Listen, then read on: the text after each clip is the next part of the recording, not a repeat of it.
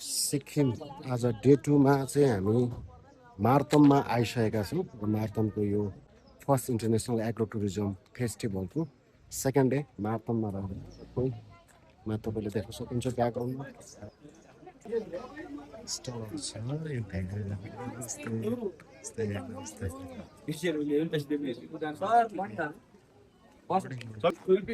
भित्र एउटा सानो किराहरू छ धेरै अर्ग्यानिक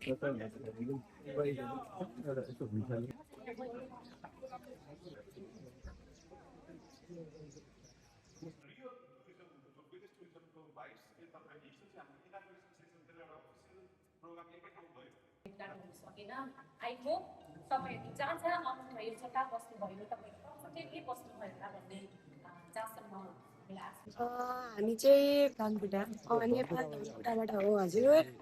तपाईँहरूलाई शुभकामना है। धन्यवाद। भन्दाखेरि कस्तो छ भन्दाखेरि हाम्रो यो गाउँको लागि चाहिँ स्ट्रिट चलेको नाम चाहिँ के गुवा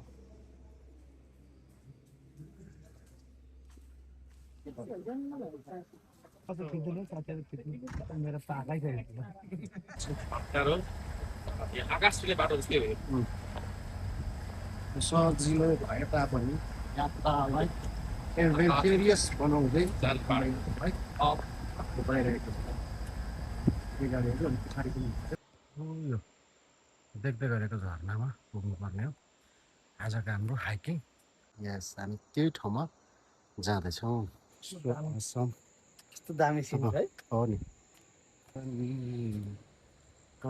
बीच फुल्ने फुल रहेछ जीवन।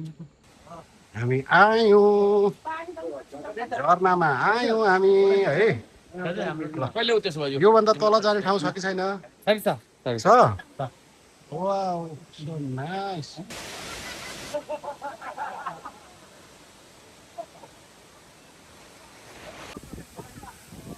ए पुरै यसरी भिजिँदो रहेछ त, पुरै भिजिने रहेछ नि त। ल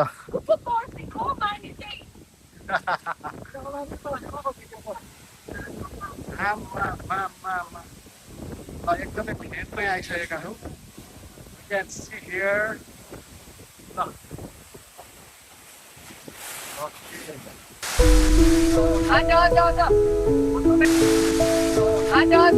त्यस्तो भइरहेछ कि पानी पनि छ है, त्यसको घोराले पानी है शरीरहरू एकदमै भिजाइसक्यो तैपनि मन भिजेको छैन लागिरहेको छ। यस्तो इन्भाइरोमेन्ट माई गडनेस कि तपाईँ सिक्किम भिजिट गर्न आउनुभयो भने यो झरनामा पनि आउनु होला है। यो चाहिँ हाम्रो तापमा भन्ने ठाउँमा पर्दछ।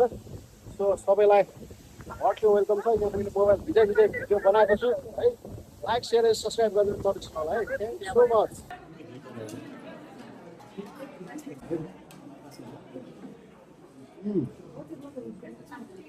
Awesome. Thank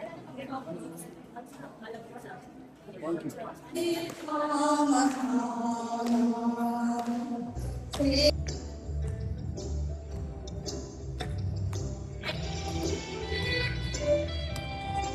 एकै शब्दमा हामीले भन्नुपर्दा नेपाल, भुटान, सिक्किम त्यो तीन फरक राजनीतिक पहिचान भए तापनि हामीहरूको मन, संस्कृति र प्रकृति भने एउटै मालामा गाँसिएका फुलको माला जस्तै छ। त्यसैले यो त्रिभूमि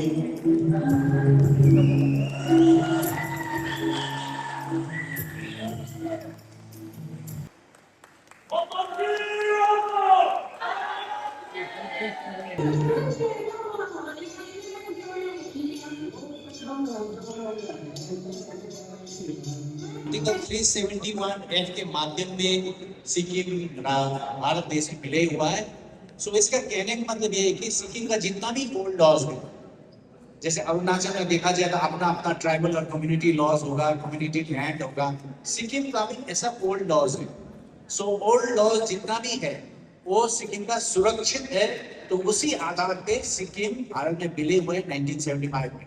बिफोर सिक्किम एक इंडिपेंडेंट किंगडम था, तो उस समय जितना भी ट्रेड अग्रीमेंट्स नेपाल से हुआ, जितना भी ट्रेड अग्रीमेंट्स भूटान से हुआ है, मुझे लगता है उसमें बहुत कुछ आज भारतवर्षको सबैभन्दा पिसफुल राज्यमा गनिने अनि यहाँ मात्र एउटा सेफ्टी जग्गा मान्न चाहन्छ जो कि बाहिरबाट अब जति पनि हाम्रो पर्यटक अर्थात् टुरिस्टहरू हुन्छ उहाँले सिक्किमलाई मात्र यस्तो खालको जग्गा मान्नुहुन्छ कि यहाँ आएपछि शान्ति र सुरक्षामा हामी बस्न पाउँछौँ भन्ने कुरा उहाँमा एउटा झल्केर जान्छ भन्ने कुरा तपाईँलाई म यहाँबाट अवगत गराउन चाहन्छु। Weather is similar. So, and then the geographical boundaries, the locations, we are all in the Himalayan country. So that is the similarities that I can see. Oh, yes, the homestay is beautiful. They are so welcoming. They are so close to us. We felt like we are at home. So they're so welcoming. The locations of the homestay is really beautiful. So I encourage and I recommend all my friends, my families, my fellow citizens in Bhutan to explore the beauty of Sikkim. Especially the homestay is beautiful. The hospitality is so wonderful, so welcoming. I started loving Sikkim so much, and thank you so much for having us. हामी पनि नेपालमा 2019 देखि यस्ता प्रोग्रामहरू गरिरहेका छौँ। सिक्किम र भुटानका साथीहरूलाई हामी बोलाएर अन्य भारतका प्रदेशका साथीहरूलाई पनि बोलाएर यस्तो खालको भिजिट नेपाल भ्रमण नेपालका टुरिज्म डेस्टिनेसनहरू देखाउने कामहरू गर्छौँ।